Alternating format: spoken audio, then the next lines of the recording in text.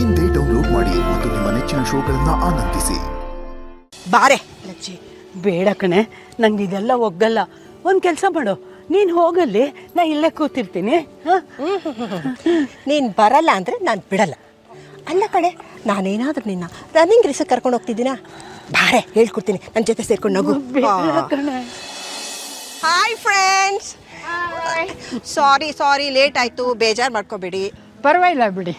ಏನು ಗೊತ್ತಾ, ನಮ್ಮ ಮನೇಲಿ ಒಂದು ಚಿಕ್ಕ ಮಗು ಇದೆ, ತುಂಬ ಹಠಮಾರಿ. ಅದನ್ನು ಒಪ್ಸಿ ಕರ್ಕೊಂಡು ಬರೋದು ಇಷ್ಟೊತ್ತಾಯಿತು. ನಿಮಗೆಲ್ಲ ಹೇಳ್ತಿದ್ನಲ್ಲ ಮೋಡ್ಜಡೆ ಅಂತ, ಆ ಮಗು ಇದೆ. ಇವಳ ಹೆಸರು ಶಾಂತಿ ಅಂತ. ವೆಲ್ಕಮ್ ಶಾಂತಮ್ಮ. ಏನೇ ಅದು ಹಳೆ ಕಾಲದ ಥರ ಶಾಂತಮ್ಯ ಅಂತ? ಶಾಂತಿ ಅಂತ ಕರಿಬೇಕು. ವೆಲ್ಕಮ್ ಶಾಂತಿ. ಹಾಗೆ ನೋಡು, ಇದಿನ್ನು ಕಾಲೇಜ್ ಹುಡುಗಿ. ಈಗಲೂ ಇದಕ್ಕೆ ಎಷ್ಟು ಜನ ಹೊಡಿತಾರೆ ಗೊತ್ತಾ ನಿಮ್ಗೆ? ಏನು ಸುಮ್ಮನೆ ನಿಂತಿದ್ಯಾ? ನಗು. ಅಲ್ಲ ಕಣೆ ಲಚ್ಚಿ, ನನಗೀಗೆಲ್ಲ ಸುಮ್ಮನೆ ನಗಕ್ಕೆ ಬರಲ್ಲ. ಅಯ್ಯೋ ಬಂಗಾರಿ, ನೀನು ನಗಲಿ ಅಂತಾನೆ ನಾನು ಜೋಕ್ ಮಾಡಿದ್ದೆ. ನಗು ನಾವು ಹೇಳ್ಕೊಡ್ತೀವಿ, ಎಲ್ಲ ಮಾಡಮ್ಮ.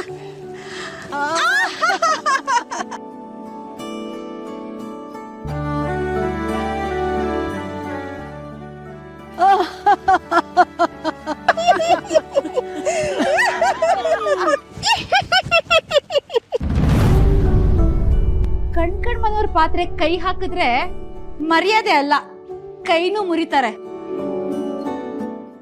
ಏನಜ್ಜಿ ನೀವು ಇಷ್ಟು ವಯಸ್ಸಾಗಿದೆ, ಏನ್ ಮಾಡ್ಬೇಕು ಅಂತ ಗೊತ್ತಿಲ್ಲ ಅಂತಿರಲ್ಲ?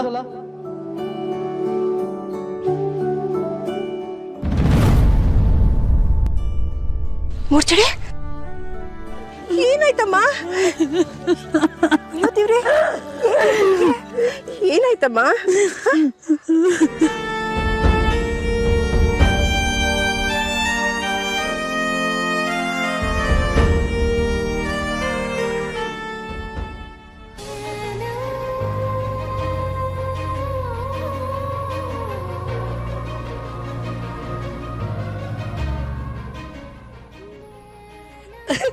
ಏ ವಿವೇಕ, ಇದೇನಿದು ಅಡ್ಗೋಲಜ್ಜಿ ಕಾಲದ ಡಬ್ಬಿ ಇಟ್ಕೊಂಡು ಓಡಾಡ್ತಿದ್ಯಲ್ಲ, ಕೊಡಿಲೆ.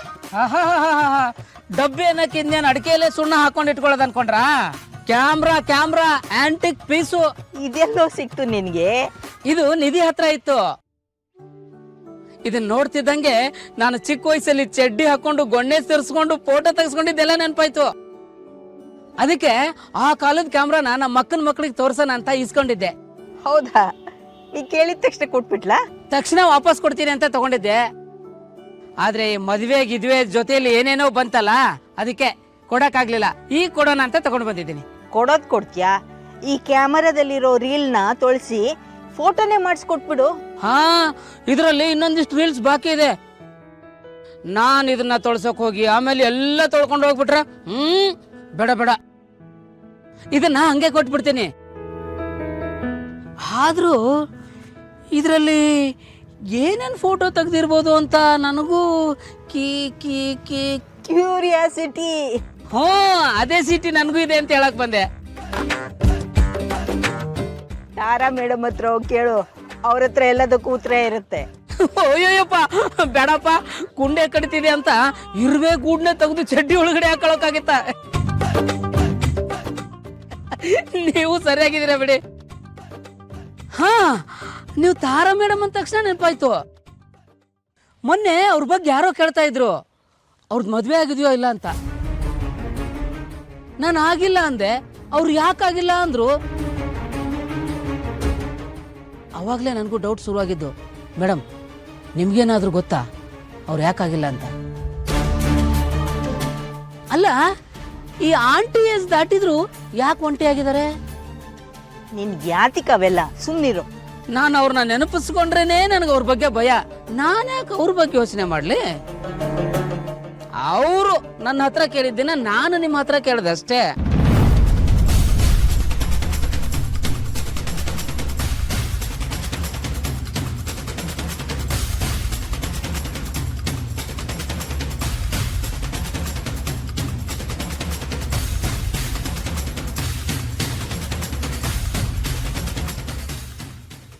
ಮೇಡಮ್ ಯಾಕಾಗಿಲ್ಲ ಗೊತ್ತಾ? ಸುಮ್ಮನಿರು ಅಂದ್ರೆ ಮತ್ತೇನ್ ನಿಂದು?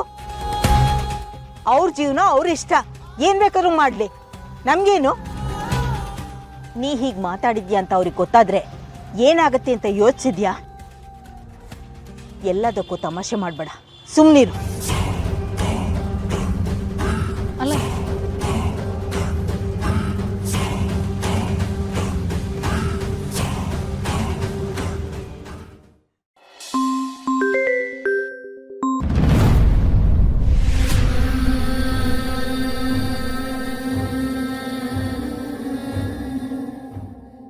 ಅಲ್ಲ ರೀ, ಬಾವ ಹೂವನ ಫಸ್ಟ್ ಟೈಮ್ ನೋಡಿದಾರ? ಅದ್ಯಾಕೆ ಅಷ್ಟು ಹೆದರ್ಕೋತಾ ಇದ್ರು? ಅಲ್ಲ, ಅವ್ರ ಲೈಫಲ್ಲಿ ಎಷ್ಟೆಲ್ಲ ಹೂಗಳು ನೋಡಿಲ್ಲ, ಆದರೆ ಈ ಹೂವು ನೋಡಿ ಯಾಕೆ ಅಷ್ಟೊಂದು ಭಯ ಶುರುವಾಯ್ತು ಅವ್ರಿಗೆ? ಏನೋ ಇದೆ ರೀ. ಎಲ್ಲರ ಕಿವಿ ಮೇಲೆ ಹೂವು ಇಟ್ಟು ಮಜಾ ತಗೋತಾ ಇದ್ದವನು ಹಿಂಗೆ ಆಡ್ದ ಅಂದರೆ ಏನೋ ಫಿಶಿ ಆಗಿದೆ ಅನ್ಸುತ್ತೆ. ಹೌದೌದು. ಅಲ್ಲ, ಅವ್ರು ಆಡಿದಿನ ಕರೆಕ್ಟಾಗಿ ಗಮನಿಸಿದ್ರ ನೀವು? ಆಮೇಲೆ ಅವ್ರು ಕೇಳಿದ್ ನೋಡಿದ್ರ? ಯಾರು ಕಳ್ಸಿದ್ದು ಅಂತ ಟೆನ್ಷನ್ ಆಗ್ಬಿಟ್ರು.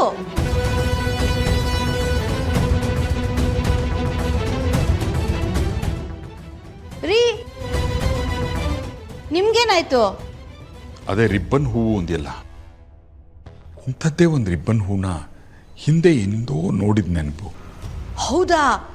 ಎಲ್ಲಿ ಯಾರ ಜೊತೆ ಇದ್ದಾಗ? ಯಾವಾಗ? ಅಂದ್ರೆ ವಿಷಯ ಏನೋ ದೊಡ್ಡದಾಗಿದೆ ಅಂತ ಆಯ್ತು. ಅಯ್ಯೋ, ಇಲಿ ಹೋಯ್ತು ಅಂದ್ರೆ ಹುಲಿ ಹೋಯ್ತು ಅನ್ನೋ ಹಾಗೆ ಆಡ್ಬೇಡ. ಯೋಚನೆ ಮಾಡ್ತಿಲ್ವಾ? ನೆನಪಾಗ್ತಿಲ್ಲ. ಅದನ್ನ ನೋಡಿ ತುಂಬ ವರ್ಷಗಳಾಯ್ತು. ಬಹುಶಃ ಅಣ್ಣನ ಮದುವೆಗೆ ಮುಂಚೆ. ಹಾಗಂದ್ರೆ ಭಾವಂಗೆ ಅವ್ರ ಮದುವೆಗೆ ಮೊದಲು ಗರ್ಲ್ ಫ್ರೆಂಡ್ ಇದ್ಲಾ?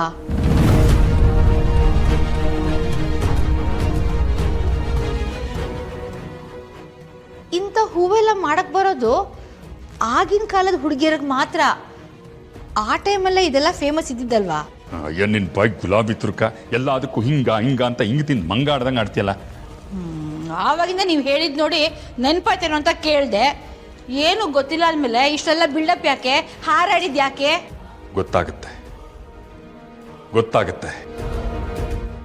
ಆ ಹೂ ಯಾರು ಕಳಿಸಿದ್ದು ಅನ್ನೋ ಒಂದು ಸಣ್ಣ ಸುಳಿವು ಸಿಕ್ಕರು ಅಣ್ಣ ಯಾಕೆ ಹಿಂಗೆ ಆಡ್ತಿದ್ದಾನೆ ಅನ್ನೋದು ಗೊತ್ತಾಗತ್ತೆ.